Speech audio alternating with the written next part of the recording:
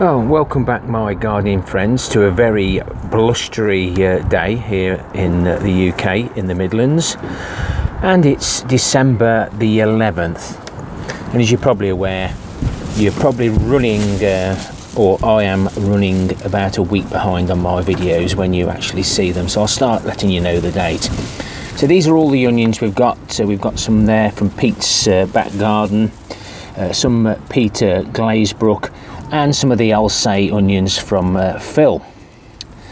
And these are the ones that I potted on, and I selected the better ones, but as usual I was a little bit slow doing it. And I've made my own support clips. I may show you that if anybody asks how I made those. Quite simple, just a circular piece of wire, wrap round the post and then wrap it round again. And they're quite firm, and I can make those, well, as you can see, they get bigger as we go, but we're getting very close to the lamps again. So this grow room is okay, but these need to be out of here and into the greenhouse grow room. There's my giant red cabbages. I've had a mail call, so I've got something else to show you, but that's the grow room at the moment, and the chitting seeds have been taken out of the bottom into the greenhouse grow room so that I can show you what I've been up to and what we're sowing in January. So this is my greenhouse grow room. That's the top of the greenhouse there. We've just got a little bit of insulation there, and because it's away from the greenhouse, we don't get much condensation in here. And first of all, from Kelly Kitchen Garden, and there's the thank you card. I sent her some Jerusalem Artichokes, so if you want to watch that video that Kelly did, and she's kindly sent me some of these, which I had some given me, but not plants, just the actual pods. Not that perhaps variety, but thank you very much to Kelly, and yeah, as I say, please pop across to Kelly's channel. It'll be in the description below. I can't post links, I'm not that clever. And then Paul, one of my viewers, subscribers, has sent me some giant seeds. Well, I believe the giants, some are. These are Joe Long chilies, his own strain, and there's some possibly originals. Some butternut squash, the Heinz tomato seeds. They're well out of date, but we don't worry about that. There's a squash there, some celeriac. Black cherry tomato, I haven't got any of those, so I'll give those a try. A lemon tomato. There's a heavy bell pepper. I'll put a few seeds away for that. And there, the main thing he sent was this is the world record strain of the giant red cabbage. Like I said, when we buy seeds, you never get too many, so he's very kindly sent me a few seeds. So I'll be getting those into the chitting tray. Rockets potatoes we sowed on the 1st of December. They've now come through. Lovely green lush growth. We did 2 containers for starters. The lowest temperature there, you may not be able to see, is 6.3, and I've been sowing or planting the potatoes roughly every 2 weeks, so halfway through December we put another one in, and I was a little bit late getting those in, but I'm due again now to put some more in on the 14th, 15th of this month. Being very careful with these. Tripods up at the allotment at the minute. I've got some pepper seeds there, some sabroon which are now chitting. They're off Alan from the Dawn Chorus plot. Again, pop and see him. Some long red old banana shallots, again from Alan. There's a few here from Alan. These are from Marie Currie. Pop across to her channel. Her channel description will be in the bottom. Those are the seeds out in that little glass jar. These look like the asparagus. So I think oh no, they're all in one pile. That's the asparagus. They're the onion seeds that Marie sent me. Some Bedfordshire Champion onions there. We've got some giant tomatoes. I've tried 2 seeds there.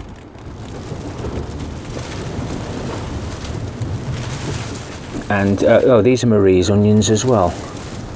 What did I say here? That was Marie's onions. You know. Oh no, yeah, we've got two cell trays there. And there's some of those giant onions that Phil sent me again, because he's had germination issues as well as me. But yes, and some of my saved Diablo peppers. But there are all chitting away. They don't take up a lot of room, and that way I can select the ones that do chit and pop them on, so that we haven't got lots and lots of seed trays with compost in and not knowing whether they're going to fire or not, or should we say germinate. Right, we'll get off up to the allotment and see what else we're planting or sowing in January. Well, it is very blustery. I've just had to put some of these covers on. The wind does play havoc.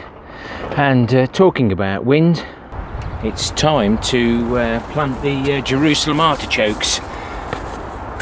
I've saved all the soil, and I've saved some of the larger tubers.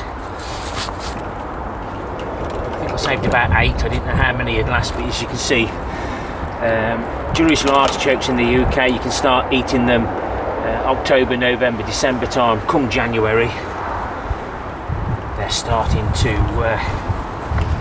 throw the shoots out, which makes it just slightly difficult.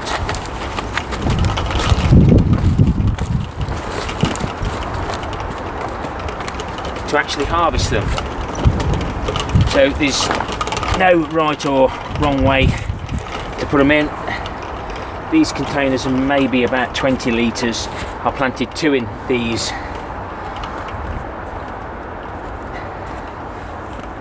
Last year, and there was far too many. I can't do that yet, because whatever you do with Jerusalem artichokes, always put the soil back into the container or a sealed container, because if they that's a stone, but it could have been a bit of a tuber. We'll just make sure that the soil is reused. I'm not adding nothing to this. Jerusalem artichokes don't need it. They'll keep on growing and living. So I'm going to be digging that soil out and putting them into here once I've got all these tubers in. I won't bore you to death completely.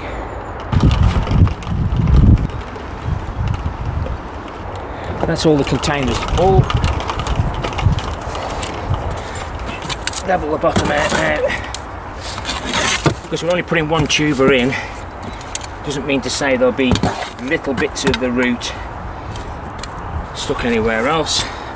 And if you've seen any of my reveals, you'll know full well they'll even break out of the bottom of these containers. Now, I thought this box may have been in the way, but having a quick look and a scout about, I think I may get away with leaving this where it is, because there are some Jerusalem artichokes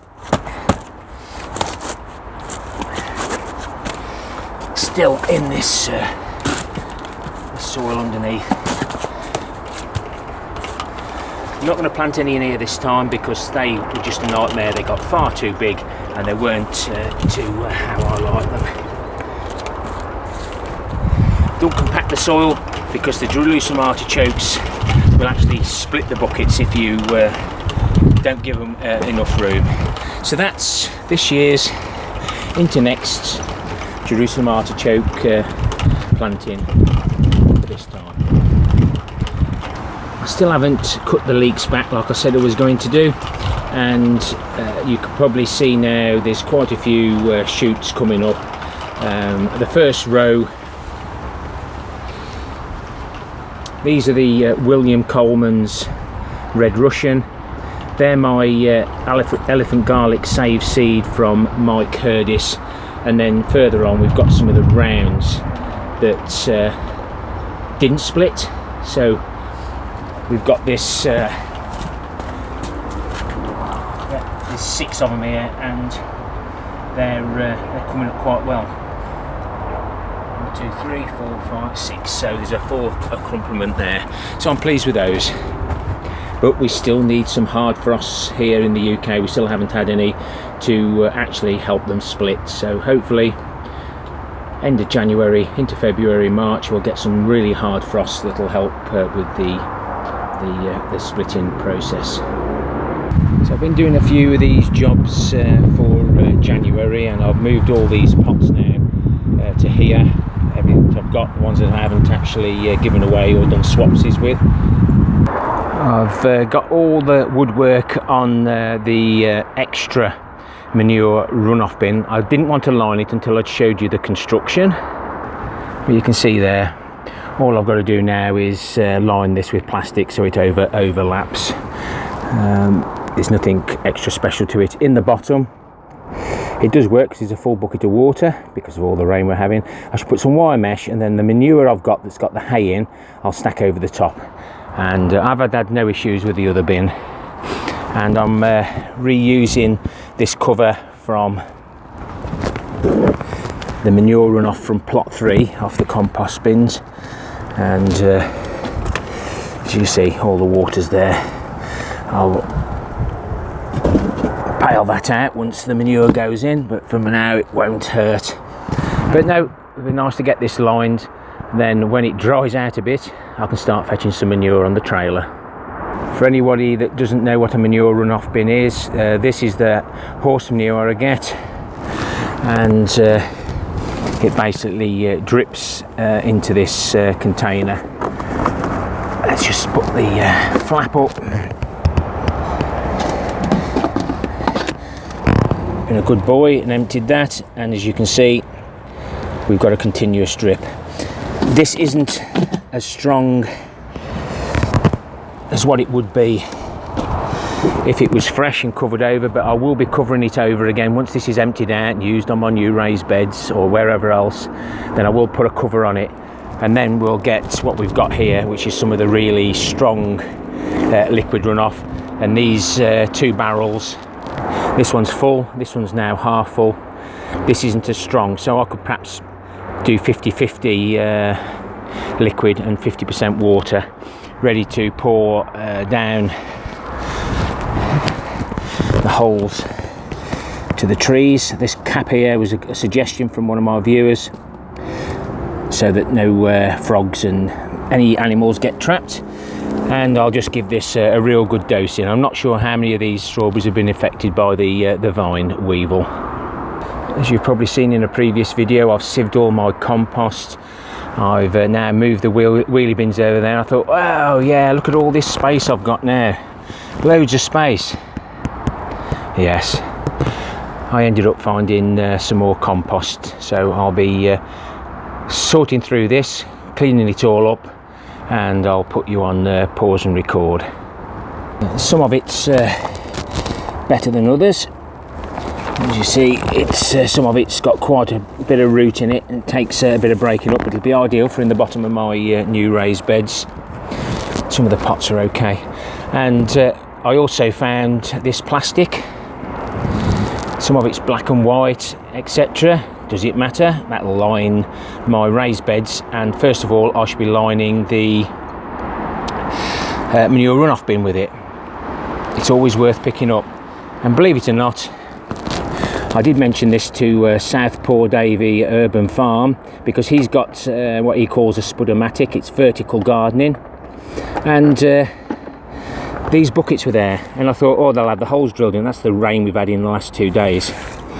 But no, there's no holes. Looks like they've been used once. These here are the same that I've got. So they're from one of our major stores, and they're 99 pence or £1, and probably just under $1 or whatever.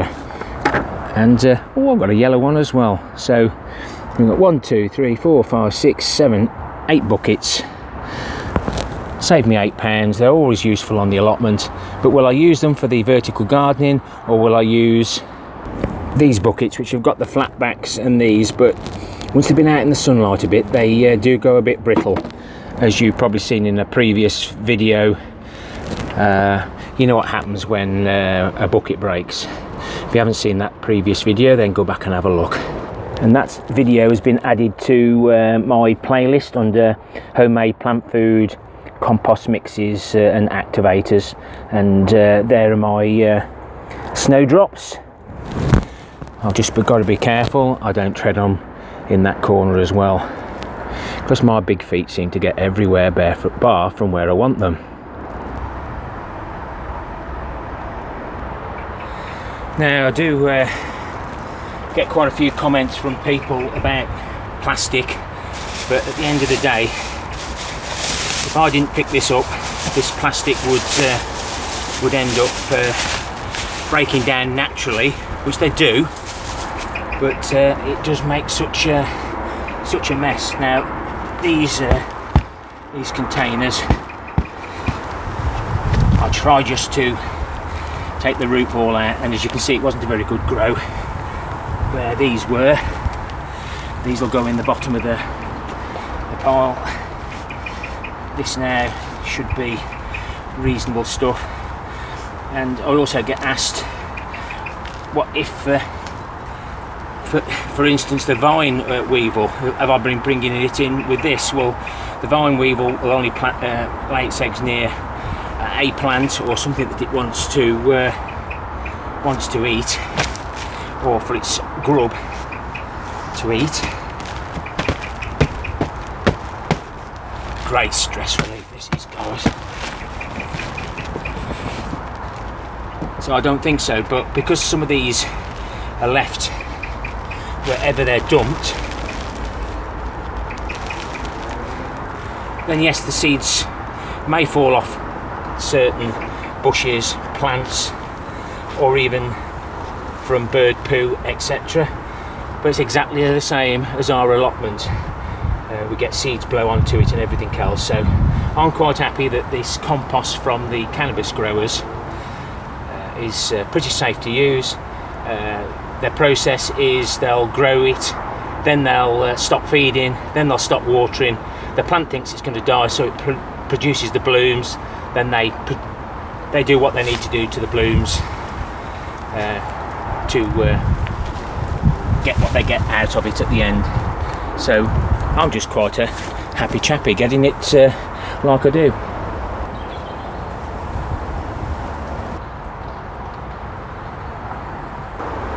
Well, that didn't take as long as I thought. We've just been having a few showers. This is the last one, and you might think, well, why do I bother keep collecting it when I've probably got more than enough? It's good for bartering. There's somebody on these allotments that can get the pallet collars, so I'll get the pallet collars, he gets the compost. Lovely stuff. Quite a bit of root on some of these, but not too worried at all. And make sure you're wearing the suitable gloves, especially slash proof. I know I get these out of skips and wash them, but you've always got to be careful when you open bags up, especially if you don't know where they've come from. And remember, if you pick anything up off the side of the road, you take ownership of it and you put it back down. You can be done for fly tipping.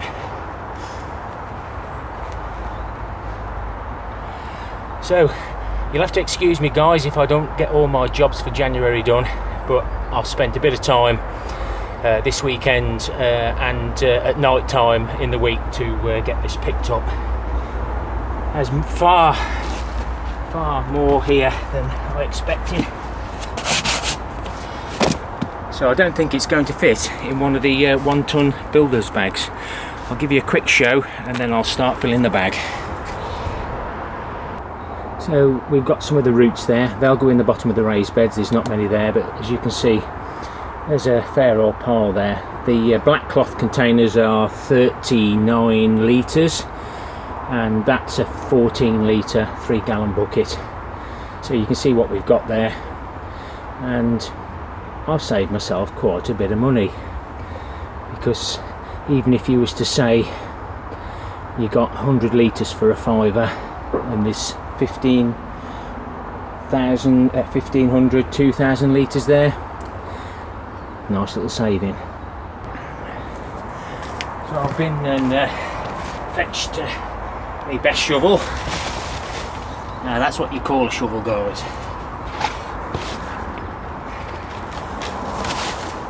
Well worth the time spent fetching it, because this will take quite a long time with a smaller shovel. Well, I think I need another bag.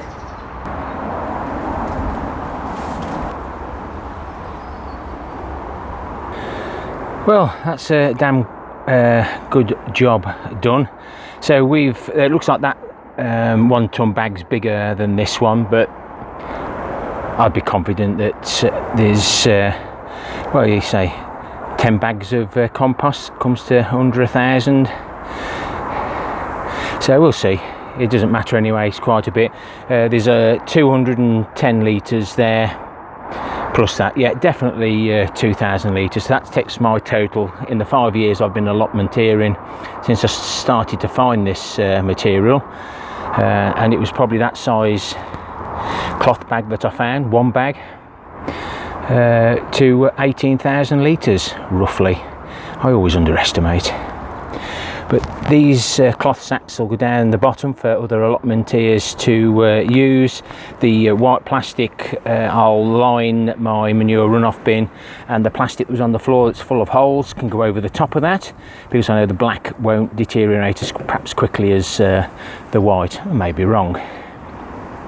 And all this rooty stuff can join the others on plot 3, ready to go in the bottom of my new raised beds. Some will be no dig, and some will be dig or dig by hand, and some permanent. So please don't forget to pay Marie Currie a visit, Alan from the Dawn Chorus plot, Kelly from Kelly's Kitchen Garden, William Coleman's Allotment and Garden, Southpaw Davey Urban Farm, and anybody else that I mentioned earlier on. Once I've run through this video, I'll make sure they're all down in the description. My next video, I will be doing the 2019 garden review, allotment review. I've been nominated by Kelly, so thank you. I don't always join in these tags, but I think it's important we all look back at what we've done, good and bad, and share. If you've liked the content of this video, I know it's running a little bit longer than I normally like, please consider subscribing. Don't forget the like button, check out the comments, join in the comments. YouTube loves interaction, whether it be good or bad. Thumbs up, thumbs down, we don't mind. And I will apologise if you've had any wind noise or blurry sky views. Happy gardening to you all. Till next time, ta-ra for now.